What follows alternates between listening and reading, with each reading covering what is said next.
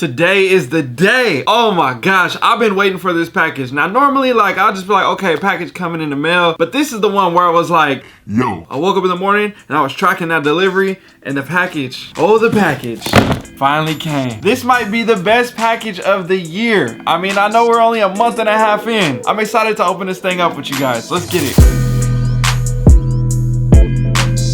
Welcome back to the channel. What's up with you guys? How you doing? How you been? If you did not know by now, my name is DJ and this is the DNA Show. Now you already know what the topic is. I'm so ready to get into it. But if you haven't already, don't forget to hit that subscribe button, join the family, type a comment down below, and let me know if you are now new to the family. If you old to the family, what's up with y'all? How y'all doing? Bruh, I'm excited to open these things up. But before we start, I gotta tell you right now, this package came from Nike, meaning I got these for $225. I don't even know what to say right now. Literally hitting on sneakers app with this shoe right here, obviously knowing the value and how hard it was to get and everything. But I'm happy about that because now I don't have to worry about going and spend $800,000, whatever it may be, on a shoe like this. Because if so, I probably wouldn't have bought it. So let's go ahead and open these things up. Let's break them down. Let's do some comparisons. Let's talk about the materials. And bruh, let's get into it.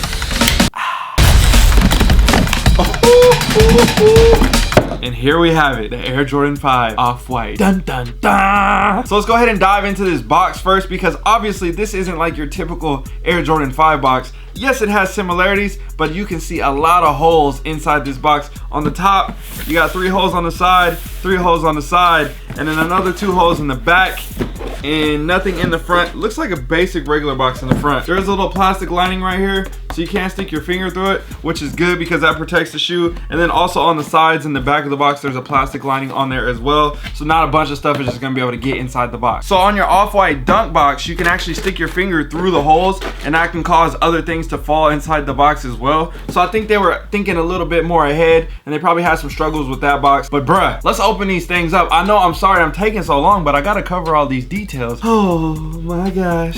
This kind of reminds me of the UNC Off-White 1 where they had the flip up top and then they had the clear plastic and it said Off-White branding on the plastic as well. I think that kind of has that vibe with a newer vibe as well. So it's a cool little mix when it comes to the packaging. Oh man. So before we get started on the review, I just want to reference 2 different shoes in this one, comparing the materials on the Off-White Air Jordan 1 and then obviously the overall scheme and the colorway and the color blocking when it comes to the metallic Air Jordan 5. So that way you guys have an understanding of the 2 shoes that we will be using in comparison with this Off-White 5. So let's go ahead and get into it. Starting with the outsole, you have a semi-translucent smoke, whatever you like to call it, black and yellow tint Air Jordan 5 outsole with the classic Nike branding on the outsole. Also matches with the metallic 5 that you see here. Virgil took a lot of inspiration when it comes to the yellow outsoles from the original pairs because over time they start to yellow and they have that vintage vibe. So he wanted to use that homage when he had these pairs from back in the day and them yellowing over the years to now when he owns them. So I feel like that's a dope, cool touch for his story, and then also giving that vintage vibe when it comes to an Air Jordan 5. Now going into the midsole, we have a cool little touch here. It has the same color blocking as the metallic 5, but the silver is more of a grayish tint, and it still has that same cement print over the shark teeth as well, obviously giving it that classic metallic 5 vibe. You have a similar colored air unit here, kind of more creamy-ish, off-whitish, whatever you like to call it,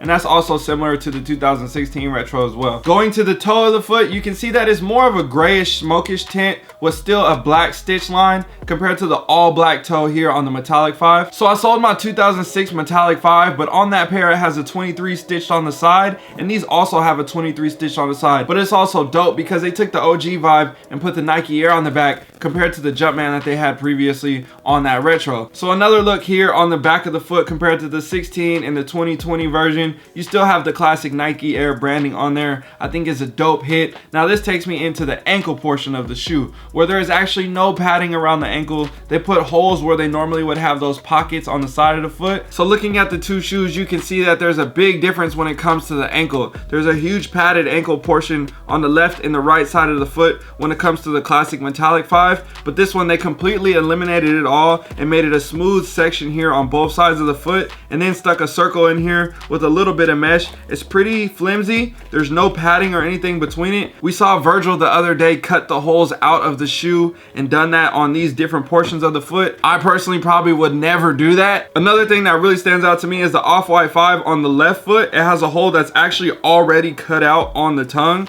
And then obviously you have a full complete more plush Air Jordan 5 tongue here. You have a 3M reflective tongue with a red Jumpman. On the right foot of the shoe is the Jumpman is offset to the left side of the tongue and not in the center of the tongue, yet there's no hole over here. I don't know if he's expecting us to cut a hole out ourselves. I'm not doing it. So you can kind of see the gist of turning a metallic 5 into a deconstructed version or flip the inside out version, whatever you like to call it, but you can see the similarities between the two shoes, and that is something very cool that he took the homage from a classic OG sneaker and put his own major twist on this shoe. Taking it to the inside of the foot, you have your off-white for Nike Air Jordan 5 branding, Beaverton, Oregon, USA, but this one has a hint where it says 1990, and that is the year that the metallic 5 was originally made, and they use this as a 30-year anniversary homage to the metallic 5. So another cool thing to talk about is the black zip tie. This has got the 2020 vibe on it as well, looking icy. I'm loving that. And then obviously you have your red one here, classic like the old school ones that they originally started with. But the thing that I really want to talk about is obviously the deconstructed elements around the ankle of the foot, and then the material that they used on this Air Jordan 1 UNC colorway that they used on the toe cap, because they use that same type of material all over this whole shoe. And one thing that I was really happy about them doing that on this one compared to the Chicago one was that this material won't fray and get messed up as easy. Obviously it could get dirty, but you know that it won't shred like the original Chicago one did from the off-white pack. So to now see them put that same material that they did on the toe cap here all over the shoe, I think it's a pretty dope look. I feel like it might be pretty sturdy. It shouldn't have no problems. I wouldn't take a knife to it or anything like that, but I'm feeling like it's gonna hold its ground. So that brings me to my next question. Drop a comment down below. How do you guys feel about this shoe? Is it dope? Is it hot? Is it not? Is it worth it? So I went to my Instagram story and I asked the people, if you haven't already, go ahead and follow me on there. 76% of the people said these are fire. 24% of the people said they are trash.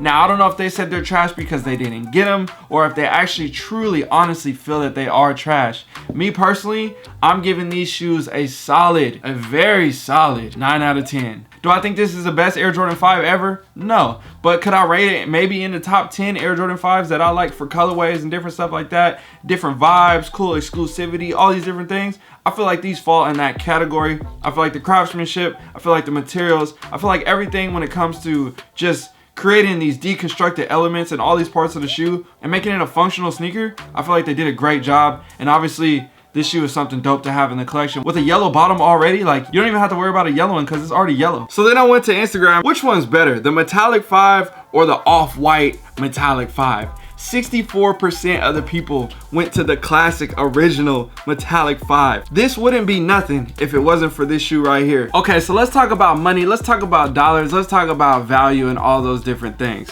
The shoe retailed at $225.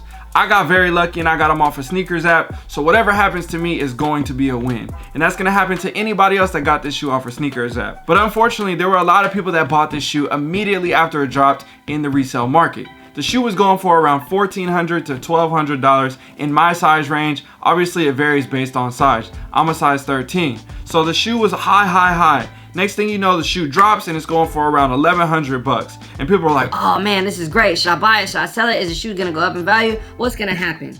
I feel like the same thing happened with this shoe as it did the UNC one. The UNC one was going for like $1,000, and then next thing you know, it was going for like 600 bucks. And everybody's like, damn, I just lost all this money. But over time, what did the UNC one do? It went back up in value, and now it's worth $1,200, $1,400, $1,500, whatever you want to call it, for that same exact shoe. It always happens with a lot of demanded shoes. The price spikes immediately, and that kind of gives you a gauge of what the shoe is worth. And then from there, a lot of people that get the shoe, that don't care about the shoe, that don't want the shoe, all those different factors, they end up selling the shoe and driving the price down because they just want to make a quick buck. They got the shoe for $225 and they're like, well damn, I'll sell it for $800. They selling it for $1,000, I'll sell it for $800 right now. And then the next person does that, and the next person does that, and they keep competing against each other to drive the prices down, which is a great thing for people that are buying the shoe, but also bad for the people that are selling the shoe. Obviously, it's a two-way street. I'm just trying to give you guys both perspectives when it comes to this shoe. I hope this was helpful. I hope you guys enjoyed this.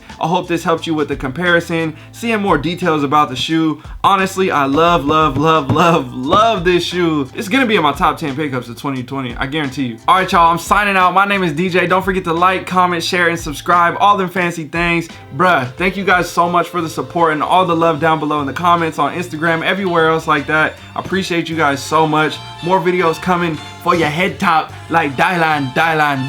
All right, y'all, my name is DJ. I'm signing out. I'm gone. Damn, I said my name is DJ twice. All right, y'all, my name is DJ. I'm signing out. I'm gone. Peace. Damn, that means I said it 3 times, huh? I'm excited. Yeah. We got a good one.